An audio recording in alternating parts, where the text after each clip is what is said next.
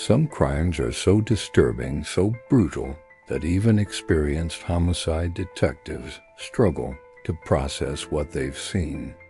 Today we're covering 4 cases that cross the line from murder into something far darker. These aren't quick killings. These are prolonged acts of torture that defy comprehension. From a Japanese high school student held captive for over a month, to killers who recorded their victims' suffering for their own entertainment, to cases where the cruelty was so extreme that investigators needed psychological counseling afterward. This episode contains details that will stay with you long after it ends. These cases remind us that true evil exists, not in movies or horror stories, but in the real world. If you're ready, let's begin. In July 1965, Lester and Betty Likens, traveling carnival workers, left their 2 daughters, Sylvia, 16, and Jenny, 15, in the care of Gertrude Banishevsky, a 37-year-old divorced mother of 7 in Indianapolis.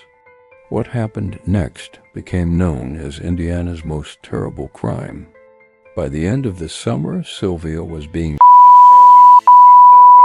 assaulted with objects, starved, beaten, burned, and forced to commit humiliating acts.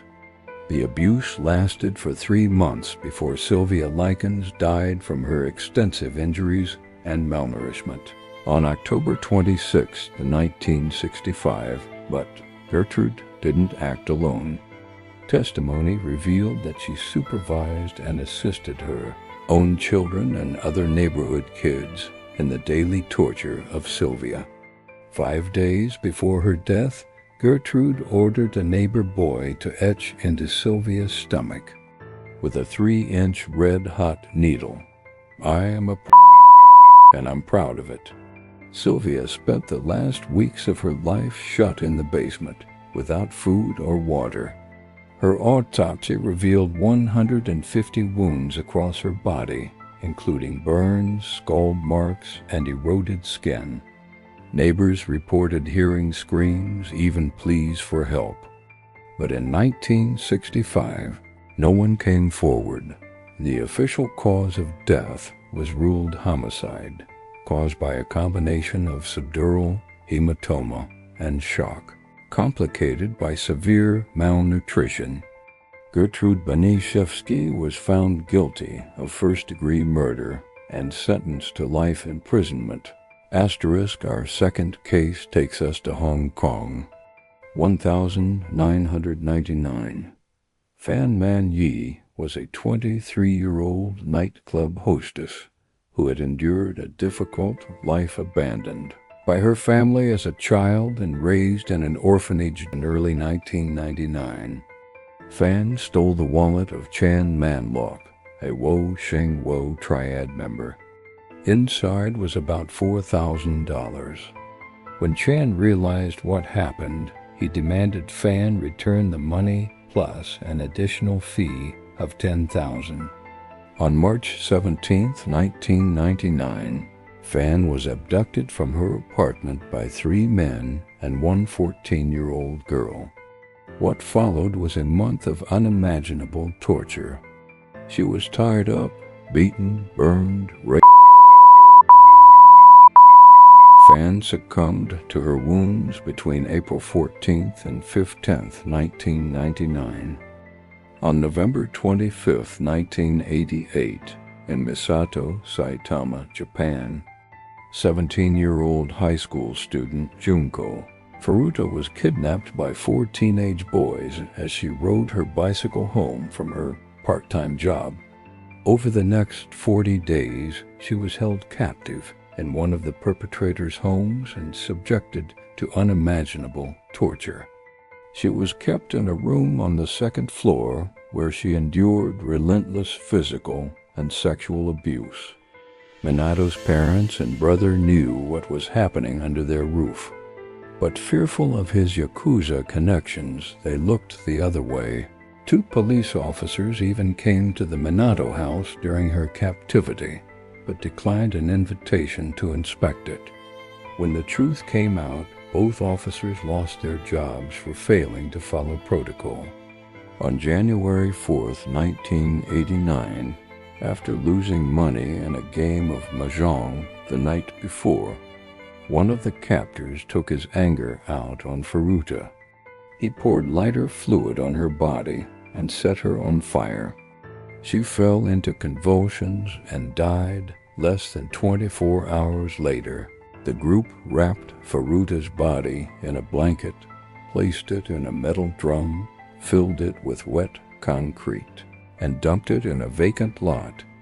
The case became known as the concrete-encased high school girl murder case, widely regarded as the worst juvenile crime in Japan's post-war history. Our final case takes us to Southern California. 1979. Lawrence Bittaker and Roy Norris met in prison in 1977 and bonded over fantasies of and torture. They became known as the Toolbox Killers after committing the kidnapping and murder of 5 teenage girls over a 5-month period. Asterisk on Halloween night 1979. They picked up 16-year-old Shirley Ledford, who was hitchhiking home from work. For 2 hours, Ledford was subjected to agonizing trauma as the pair took turns alternately driving the van. Most horrifyingly, the repeated and torture they inflicted was all recorded for their own sick enjoyment. The most impactful testimony came from Ledford herself. Her cries and begging could be heard on the audio recording played in court. Several spectators fled the courtroom in tears, including the courtroom artist.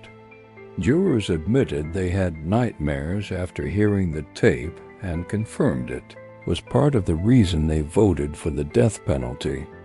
FBI Special Agent John Edward Douglas described Bittaker as the most disturbing individual for whom he had ever created a criminal profile.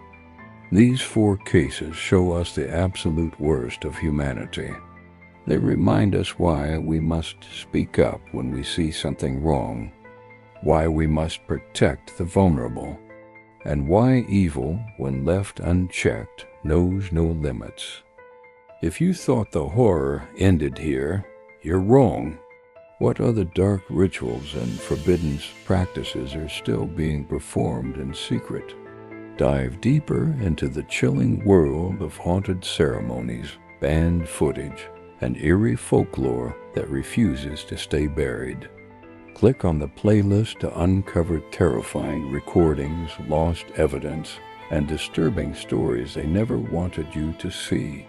Don't forget to like, comment, and subscribe for weekly uploads of spine-tingling footage and dark tales that echo from the shadows.